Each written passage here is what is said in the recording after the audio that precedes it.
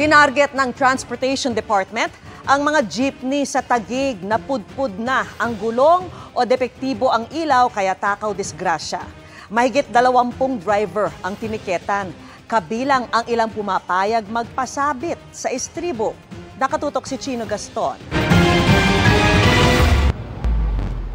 Oras pa naman ang pasukan sa trabaho kaninang alas 6 ng umaga pero hirap makasakay ang mga pasaherong naghihintay ng jeep sa kahabaan ng C5 Road sa Taguig City. May mga hindi kasi bumiyahe sa pangambang mahuli sa ikinasang operasyon ng Department of Transportation laban sa mga hindi ligtas na pampasaherong jeep. Habang isinasagawang operasyon, may mga sumubok pang takasan ng mga enforcer. Bakit naman pinapara ka na?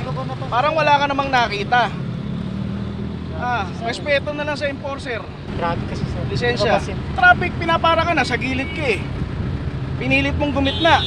Mahigit 20 jeepney driver ang natikitan ng Special Action and Intelligence Committee for Transportation o SAIC ng DOTR.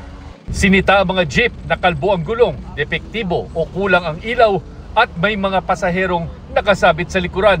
Wala po kasi pabili, kabibili pa lang namin ng isang gulong. Nandito pa kayo ng Cebu eh. Kailangan okay lang po, kamali naman po eh. Yung nakasabit na pasahero? Wala tayong magagawa, pumilit po sir, mahirap na pasahero sila eh. Kasi sir, mapigilan eh, mo kusang umabol, sumabit. Palagi hong ganun. Pag di mo pababain, wala rin, sasabit talaga sila.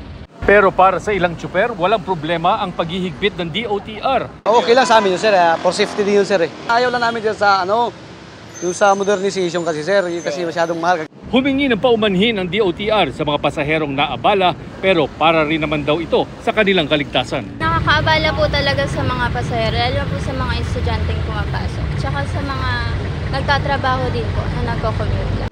Sa nakalipas na 2 linggo, mahigit 50 jeepney driver ang natikitan sa kaparehong operasyon ng DOTR SAIC. Para sa GMA Integrated News, Chino Gaston, nakatutok, 24 oras.